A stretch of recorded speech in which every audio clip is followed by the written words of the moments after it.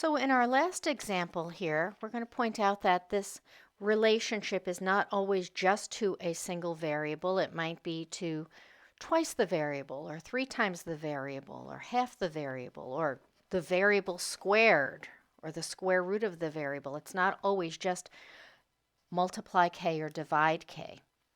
All right, so here we have fill in the blank, either directly or indirectly. The length of a skid mark left when a driver slams on the brakes varies how? As the square of the speed of a car. All right, so we're going really fast. Here we're traveling fast. Slam on the brakes, long skid mark. Here I'm putzing along. Put, put, put, put, slam on the brakes. I stop pretty quickly. As the speed goes up, the skid length goes up. As the speed goes down, the skid length goes down. That would definitely be a direct variation. This varies directly with the square of the speed of the car. Okay, so in this one, we have the length of the skid varies directly, so we're going to multiply by k, but with the square of the speed of the car. The length varies directly with the square, so that's going to be the speed squared. This is my general equation. Now they're going to give me enough information where I will be able to find my constant k. So let's continue to read.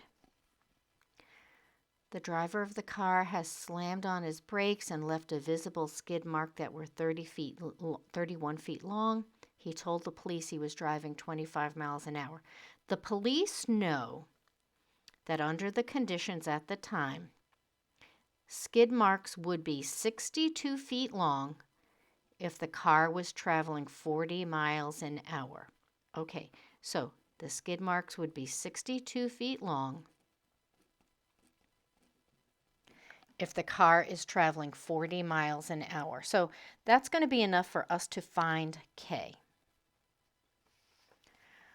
All right, so 62 is going to equal k times 1,600. So let's divide both sides by 1,600. So my constant is going to be 0.03875.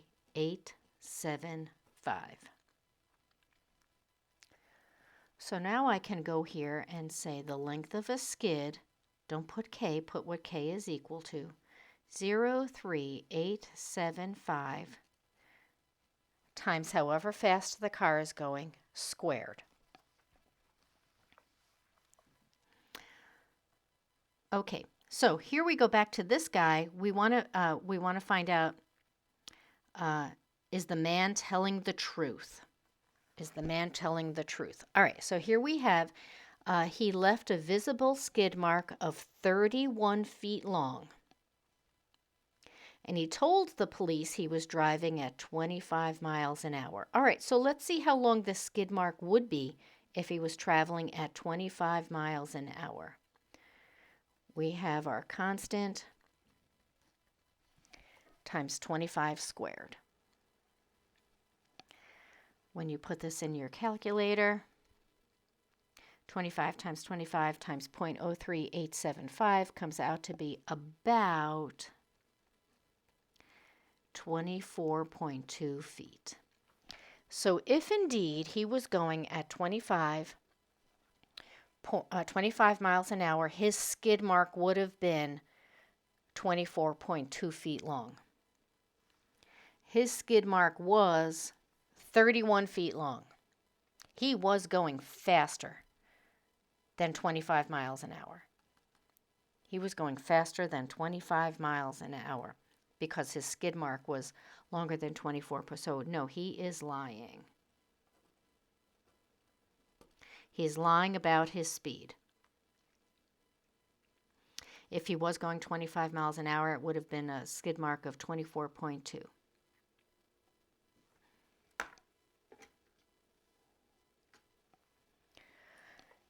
And here's our last example of a variation problem.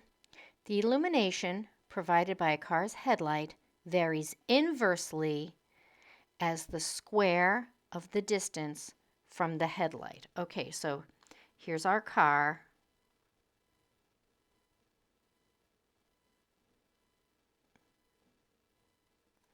And here's our headlight.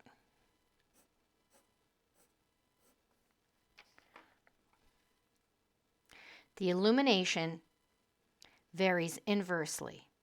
As the distance from the headlight goes up, the illumination goes down. So if we had something right here, it'd be pretty well illuminated. If we were looking at something way out here, it would not be illuminated as much. That's what we mean by the illumination varies inversely. Okay, so we're going to call L the headlight. The illumination varies inversely. That means we're going to divide K. Inverse, you divide K as the square of the distance. It's not just the distance, it's the distance squared. So this is my general equation. They're going to give me enough information to find K. A headlight produces 19 foot candles at a distance of 26 feet. 19 at a distance of 26. So let's multiply both sides by 26 squared. You put this in your calculator and you get that K is equal to 12,844. So I'm going to rewrite this equation. The illumination is going to be 12,844 divided by the distance squared. So what will be the illumination at 60 feet? 1,284 at 844 divided by 60 squared. So that's approximately 3.57 foot candles, which makes sense because if you're 26 feet away, the number is 19. You get a lot further away with an inverse variation, your number is going to go down.